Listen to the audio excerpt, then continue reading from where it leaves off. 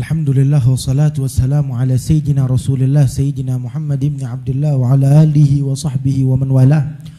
Tadi kita mendengar nasihat oleh Al-Imam Al-Habib Abdullah bin Alwi Al-Haddad, di mana beliau mengingatkan kepada kita, menjelaskan kepada kita tentang keutamaan hubungan kita dengan Allah Subhanahu wa taala, yaitu dengan kita membaca ayat-ayat Al-Qur'an yang dimana itu hakikatnya adalah surat dari Allah, khitab dari Allah kepada hamba-hambanya, di mana Allah berbicara kepada kita, mengingatkan kepada kita. Itu sampai dikatakan bagaimana seseorang yang mengklaim dirinya mencintai Allah, tapi tatkala malam hari itu nama anni, dia tertidur, dia lalai, dia lupa, dia enggak ngaji Al-Qur'an, dia enggak sholat di malam hari. Sungguh itu bukan seorang pecinta. Seorang yang mencintai Allah senantiasa, seseorang yang mencintai bahkan seseorang, dia akan mencari apa ucapan orang tersebut. Maka kalau kita mencintai Allah, buktikan dengan kita membaca, memahami Al-Qur'an. Membaca Al-Qur'an dengan tadabbur, dengan memahami arti yang ada di balik ayat tersebut. Satu huruf 10 pahala. Alif lam mim itu 3 huruf 30 pahala. Tetapi di balik pahala ada arti yang lebih besar kalau kita ambil pemahaman. Kalau kita mengambil apa yang bisa kita ambil di belakangnya, itu jauh lebih besar lagi pahalanya. Itu Rasulullah sallallahu alaihi wasallam, beliau kalau mengaji Al-Qur'an, mengulang Al-Qur'an terkadang sampai menangis, padahal alaihi unzil, Al-Qur'an diturunkan melewati perantara Nabi Muhammad. Beliau paling tahu, beliau udah baca, tapi tatkala beliau membaca lagi atau mengulang orang baca depan beliau, beliau pun menangis. Sebagaimana di dalam hadis, tatkala Ibn Mas'ud membacakan Al-Qur'an di hadapan Rasulullah, Rasulullah bilang, "Iqra alayya." "Agra alaik wa alayka unsil ya Rasulullah." Gimana kita baca Al-Qur'an di hadapan engkau padahal engkau lebih tahu. Engkau yang mengenalkan Al-Qur'an kepada kita. Kata Nabi Muhammad, "Aku ini suka kalau mendengar Al-Qur'an dari orang selain aku. Merasakan di dalam hatiku," kata Rasulullah, "itu ada goncangan tatkala mendengar ayat Al-Qur'an dari orang lain. Mendapati pemahaman yang lebih luas lagi." Maka dibaca surat An-Nisa. 1 ayat, 2 ayat, 3 ayat, 1 halaman, 2 halaman, 3 halaman, terus sampai 5, 6, 7 halaman, sampai di ayat fa kaifa idza ji'na min kulli ummatin bisyahidin wa ji'na bika ala haula'i syahida. Itu tiba-tiba Abdullah bin Mas'ud di stopin nama Nabi Muhammad, "Hasbuk." Cukup sampai di situ, stop di situ bacaanmu. Kenapa? Dilihat itu wajah Rasulullah sudah penuh dengan tangisan. Tatkala Rasulullah mendalami ayat tersebut, bagaimana seandainya nanti di hari kiamat, tatkala setiap umat sama nabinya, bersama rasulnya menyaksikan kepada Allah, ini dulu mereka ngikutin saya, ini dulu mereka melanggar perintah saya.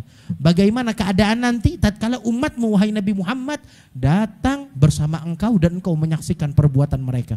Maka Nabi Muhammad menangis, nggak tahan, beliau nggak kuat, beliau meminta Abdullah untuk stop, cukup sampai di situ bacaanmu. Saudara-saudari sekalian, tatkala kita mendalami Al-Qur'an, memahami Al-Qur'an, itu adalah karunia terbesar dari Allah. Merasakan kemanisan, buah kemanisan di dalam ibadah kita. Tadi kita mendengar gosidah Al-Habib Ahmad, beliau membacakan gosidah yang ditujukan kepada Al-Habib Saleh bin Abdullah Al-Attas. "Waftahil bab mahat ya Muhammad yughfil." Itu Al-Habib Muhammad bin Saleh bin Abdullah Al-Attas adalah seseorang yang senantiasa bersama Al-Qur'an. Itu sampai-sampai beliau dengar dari guru beliau Habib Ali Habsyi, "Dulu kakek kamu Abdurrahman Segaf itu suka ngaji Quran. Sehari itu hatam 4 kali, di pagi hari, malam 4 hari, di pagi 4 kali, di malam 4 kali." Begitu. Sesuatu yang mustahil di zaman sekarang kalau kita nggak mencoba. Tapi kalau mencoba, waktunya diberikan keberkahan oleh Allah, dipermudah oleh Allah kalau kita menginginkan. Maka beliau mencoba dan berusaha. Pertama kali mencoba terus berusaha, dapat 1 kali hataman. Setelah itu berikut coba lagi terus, ngaji lagi, makin cepat makin berkah waktunya. Pagi hari 1, malam 1. Ngaji lagi terus sampai 2 kali di pagi hari, 2 kali di malam hari, terus sampai 4 kali di pagi hari, 4 kali di malam hari. Beliau kirim surat ke gurunya Al-Habib Ali bin Muhammad Al-Habsyi. Kenapa? Waktu beliau fokus untuk Allah. Bukan berarti beliau enggak keluar. Bukan berarti beliau enggak hidup begitu di dunia bersama masyarakat. Beliau hidup. Pernah beliau diundang untuk makan di suatu kota bersama para habaib, beda kota, beda kampung. Keluar beliau dari kotanya untuk berkunjung, untuk berziarah, untuk bertemu dengan masyarakat. Itu tengah-tengah beliau perjalanan ditungguin, kok nggak datang-datang Habib, udah waktunya makan. Tapi nggak datang nih Habib Muhammad di mana? Ditunggu-tunggu sampai dikirim satu orang. Dikirim satu orang, coba dicek. Dikirim satu orang oleh Al Habib Ahmad bin Hasan Al-Attas atau Habib yang lain, dikirim. Mungkin dalam perjalanan beliau tersasar. Ataupun biasa beliau, Habaib tahu ini beliau suka ngaji Al-Quran. Takutnya beliau ngaji Al-Quran gak sadar. Itu mungkin dia punya tunggangan stop atau nyasar. Coba cari. Ternyata betul ditemukan di tengah-tengah jalan. Itu beliau lagi di atas tunggangannya duduk. Beliau masih ngaji komat kamit, mulutnya gak sadar kanan kiri. Duduk komat kamit di bawah panas matahari terik, nggak merasakan. Sampai wahai Habib, orang udah pada nungguin. Ini saya lagi perjalanan. Engkau kita tungguin dari tadi, ini stop, engkau punya hewan.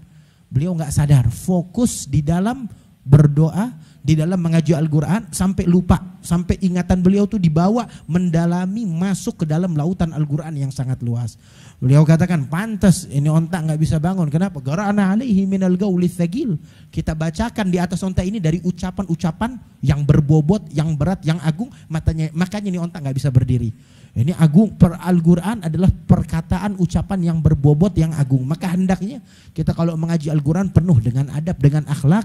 Mudah-mudahan berkat akhlak yang kita lakukan tatkala mengaji Al-Quran, itu keagungan Al-Quran berpindah tersirat ke dalam hati kita, menuntun kita, membantu kita kelak di hari kiamat. Amin ya rabbal alamin. Wassallallahu ala sayyidina Muhammad sallallahu alaihi wasallam. Alhamdulillah rabbil alamin. Assalamualaikum warahmatullahi wabarakatuh.